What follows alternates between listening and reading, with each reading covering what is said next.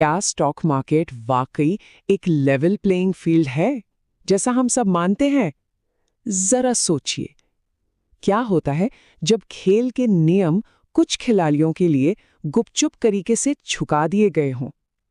आज हम मार्केट की इसी छिपी हुई पाइपलाइन में उतर रहे हैं, ये समझने के लिए कि मिली सेकंड्स में खरबों का खेल असल में होता कैसे है। देखिए, असल में बात ये नहीं है कि मार्केट में कोई बड़ी धांधली चल रही है। मामला उससे कहीं ज्यादा पेचीदा है। ये बात है छोटी छोटी छिपी हुई असमानताओं की, जो कुछ प्लेयर्स को एक ऐसी बढ़त देती है जो बाकियों के पास है ही नहीं। ये एक ऐसा सिस्टम है जहां टेक्निकली नियम सबके लिए एक जैसे नहीं हैं। चलिए, इसमें और गहराई से उतरते हैं। इलेक्ट्रॉनिक ट्रेडिंग की शुरुआत से ही बाजार को असल में दो बहुत अलग-अलग ग्रुप्स को ध्यान में रखकर डिजाइन किया गया था, जिनके मकसद और जिनके औजार जमीन आसमान का फर्क रखते थे। तो यहाँ हमें दो बिल्कुल अलग दुनियाएं दिखती हैं। एक तरफ है पारंपरिक निवेशक जो कंपनियों के भविष्य पर दांव लगाते हैं, और दूसरी तरफ हाई फ्रीक्वेंसी ट्रेडर्स मतलब HFTs, जिनका सारा खेल बस स्पीड पर टिका है। अब देखिए, बैट्स के CEO जो रूटरमैन ने एक बार कहा था कि सिस्टम को इन दोनों ग्रुप्स को एक साथ लाने के लिए ही डिजाइन किया गया था। लेकिन सोचने वाली बात यह है कि क्या वे वाकई एक ही मैदान पर खेल रहे हैं? और बस यहीं पर बाजार की छिपी हुई पाइपलाइन का पहला सीक्रेट सामने आता है, स्पीड, जिसे टेक्निकल भाषा में लेटेंसी कहते हैं। ये एक ऐसी रेस है जहां 1 मिलीसेकंड की बढ़त भी लाखों का फायदा करा सकती है। तो आखिर ये लेटेंसी आर्बिट्राज है क्या चीज?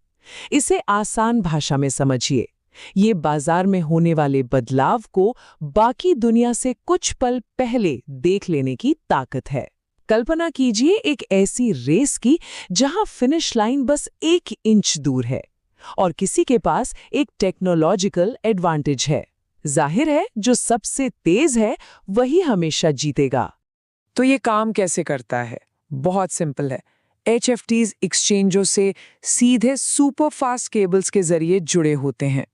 तो जब किसी शेयर की कीमत बदलती है, उन्हें ये इन्फॉर्मेशन मिली सेकेंड्स पहले मिल जाती है, और बस इसी जानकारी के दम पर वे उन दूसरे एक्सचेंजों पर तेजी से ट्रेड कर सकते हैं जो अभी तक पुरानी स्लो जानकारी दिखा रहे हैं।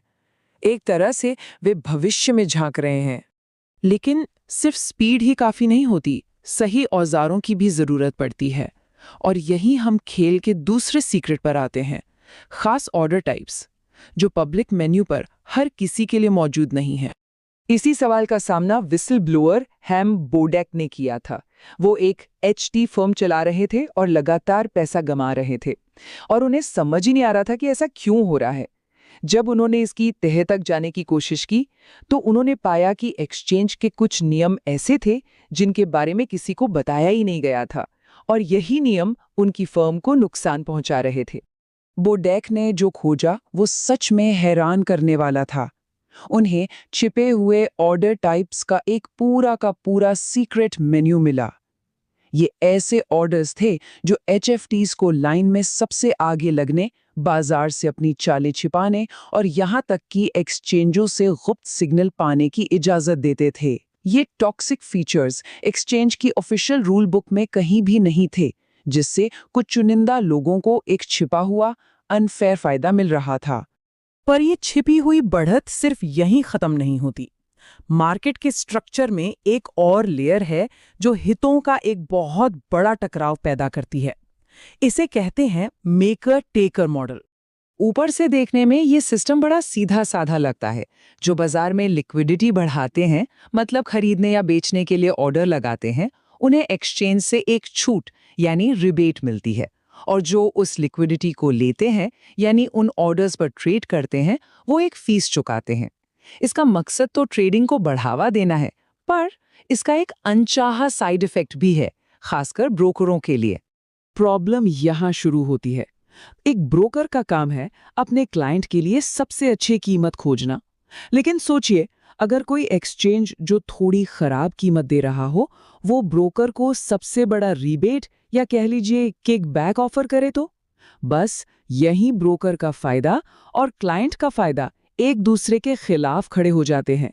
ऑर्डर उस एक्सचेंज को भेजा जा सकता है जो ब्रोकर को सबसे ज्यादा पैसे दे रहा है, ना कि उसे जो क्लाइंट को सबसे अच्छी डील दे रहा है। तो जब ये सारे राज बाहर आए तो जाहिर है एक तूफान खड़ा हो गया। इसने रेगुलेटरी और कानूनी लड़ाइयों की एक ऐसी लहर शुरू कर दी जिसने वॉल स्ट्रीट की नींव तक हिला दी। ये जो मार्केट स्ट्रक्चर क्राइसिस की टाइमलाइन है, ये अपने आप में एक कहानी है।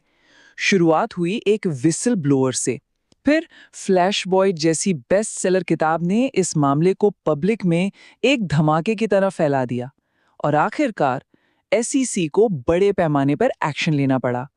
इसी संकट ने IEX जैसे नए एक्सचेंजों को भी जन्म दिया, जिन्हें खास तौर पर इन्हीं समस्याओं से लड़ने के लिए बनाया गया था, और ये लड़ाई आज भी जारी है। तो आखिर में हम इस एक बड़े सवाल के साथ रह जाते हैं। जब टेक्नोलॉजी कुछ खिलाड़ियों को लाइट की स्पीड से चलने की ताकत देती है, तो नियम बनाने वाले ये कैसे पक्का कर सकते हैं कि खेल बाकी सबके लिए फेयर बना रहे? ये आज हमारे बाजारों के दिल में बसा हुआ सबसे बड़ा सवाल